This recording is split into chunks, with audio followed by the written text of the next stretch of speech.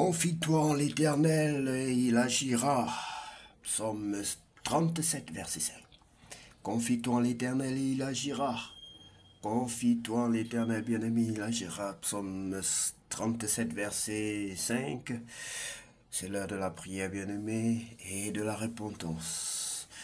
Seigneur, en ce début de semaine, nous venons te remettre nos projets, nos pensées et nos vies.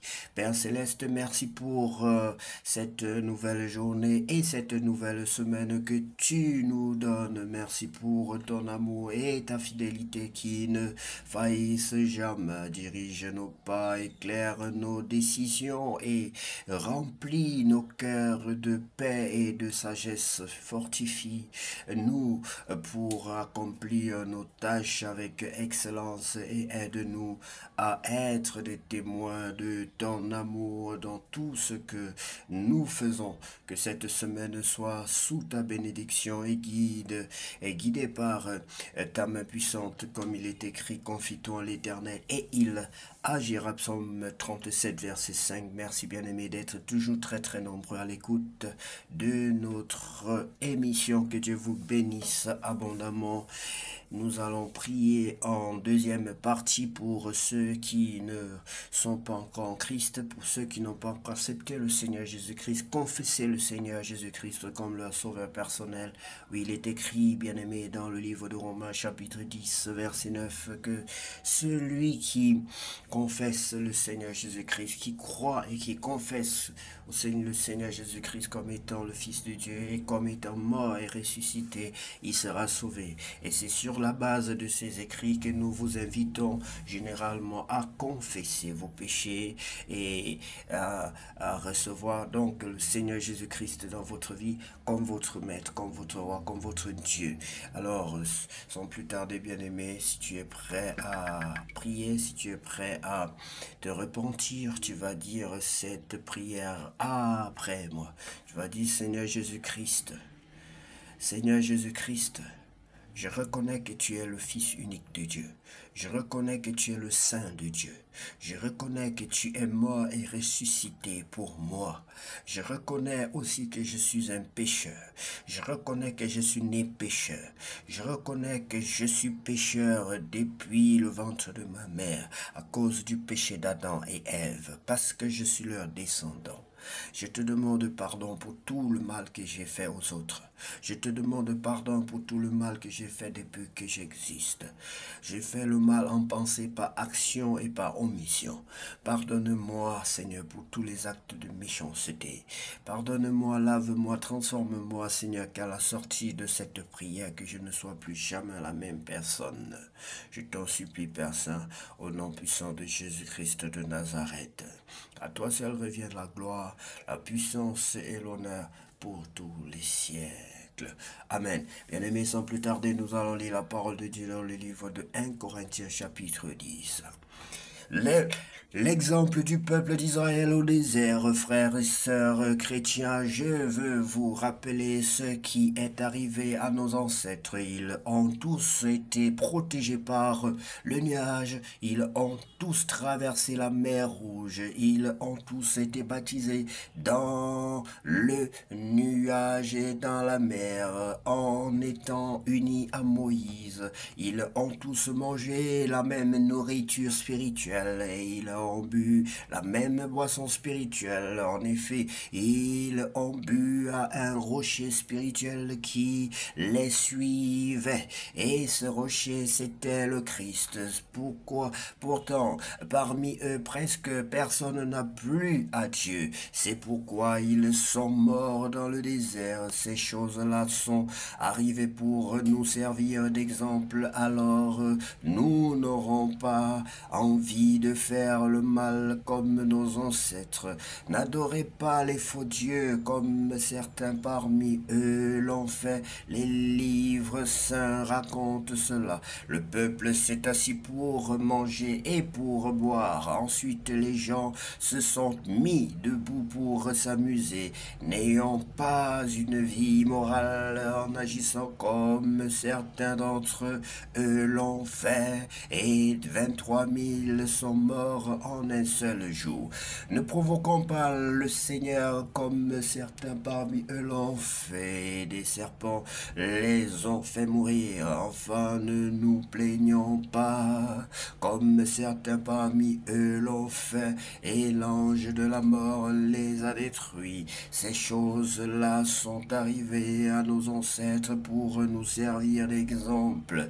On les a écrits pour nous avertir, nous qui sommes bientôt arrivés à la fin des temps. C'est pourquoi celui qui se croit solide doit faire attention à ne pas tomber. Toutes les tentations que vous avez rencontrées étaient normales pour des hommes et des femmes. Dieu est fidèle et il ne permettra pas que vous soyez tentés au-dessus de vos forces. Quand vous serez tentés, Dieu vous donnera la force de le supporter et le moyen d'en sortir. Les Corinthiens ne doivent pas aller aux cérémonies en l'honneur des faux dieux. C'est pourquoi, mes amis très chers, n'allez pas aux cérémonies en l'honneur des faux dieux. Je vous parle comme à des personnes sages. Jugez vous-même ce que je dis. Nous remercions Dieu pour la coupe de bénédiction quand nous la buvons. Est-ce que nous n'entrons pas en communion avec le sang du Christ quand nous mangeons le pain que nous partageons? Est-ce que nous n'entrons pas en communion avec le corps du Christ?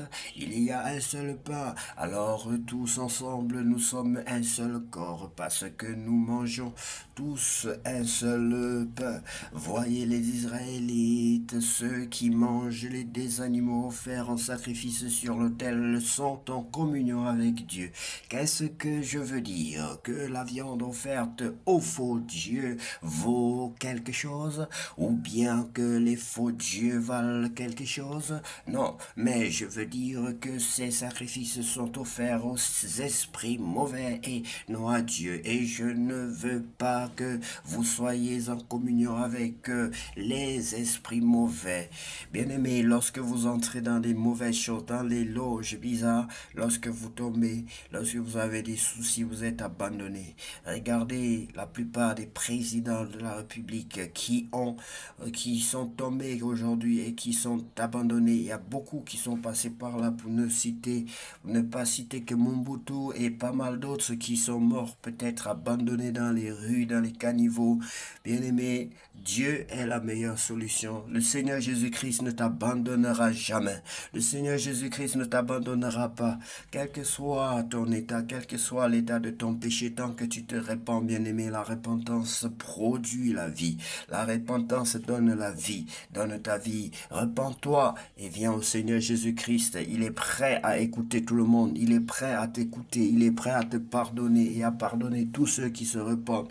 Car lui seul revient la gloire. Continuons la lecture de la parole de Dieu bien-aimé dans le livre de 1 Corinthiens chapitre 10 verset 20. Non, mais je veux dire que ces sacrifices sont offerts aux esprits mauvais et non à Dieu. Et je ne veux pas que vous soyez en communion avec les esprits mauvais. Vous ne pouvez pas boire à la fois la coupe du Seigneur et la coupe des esprits mauvais. Vous ne pouvez pas prendre part à la fois au repas du Seigneur et au repas des esprits mauvais. Ou bien est-ce que nous voulons rendre le Seigneur jaloux? Est-ce que nous sommes plus forts que lui? Agir en tout pour la gloire de Dieu. Certains disent tout est permis, oui, mais tout n'est pas bon. Tout est permis, c'est vrai, mais tout ne construit pas la communauté. Personne ne doit chercher son intérêt à soi, mais plutôt celui des autres. Tout ce qu'on veut tout ce qu'on veut au marché, mangez-en sans poser de questions avec une conscience tranquille. En effet, tout appartient au Seigneur, la terre et tout tout ce qu'elle contient. Par exemple, quelqu'un qui n'est pas chrétien vous invite et vous acceptez non son invitation. Alors mangez la nourriture qu'on vous offre avec une conscience tranquille. Mais on vous dira peut-être c'est de la viande offerte en sacrifice au faux Dieu. Alors ne mangez pas à cause de celui qui vous a dit cela. Et pour des raisons de conscience, je parle de ça. Conscience à lui et non de la vôtre. Mais est-ce que la conscience de quelqu'un d'autre va juger ce que je fais librement? Pourquoi donc, quand je mange en remerciant Dieu, je dis merci pour la nourriture? Alors on ne peut pas dire du mal de moi à cause de cette nourriture. Donc, quand vous mangez, quand vous buvez ou quand vous faites autre chose, agissez en tout pour la gloire de Dieu. Ne faites tomber personne dans le péché par votre façon d'agir, ni les juifs, ni ceux qui ne sont pas juifs, ni l'église de Dieu. Faites comme moi. J'essaie de plaire à tous dans toutes mes actions. Je ne cherche pas mon intérêt, je cherche l'intérêt de tous pour qu'ils soient sauvés. Sois béni, Seigneur, pour ta parole. Merci pour le cross biblique. Merci, Seigneur, ta parole est une lampe à nos pieds, une lumière sur notre sentier. Ta parole est une force à nos muscles. Ta parole, c'est l'épée du Saint-Esprit. Ta parole nous guérit. Ta parole nous guérit, Seigneur. Ta parole, c'est Dieu. Car il est écrit que ta parole s'est incarnée. Ta parole s'est faite chair. Et nous sommes heureux d'avoir ta parole en nous, que ta parole agisse puissamment dans nos membres, dans notre esprit, dans notre corps, dans notre vie, passé, présent et futur. Que ta parole nous donne un avenir et de l'espérance. Que ta parole, Seigneur, nous délivre de toutes sortes de maladies, nous guérisse. Que toutes les maladies disparaissent à cause de ta parole qui prend la place en nous, Seigneur. Que ta parole prenne toute la place en nous, dans notre esprit, dans notre corps, dans notre réflexion, dans notre intelligence. Que ta parole purifie notre entendement spirituel.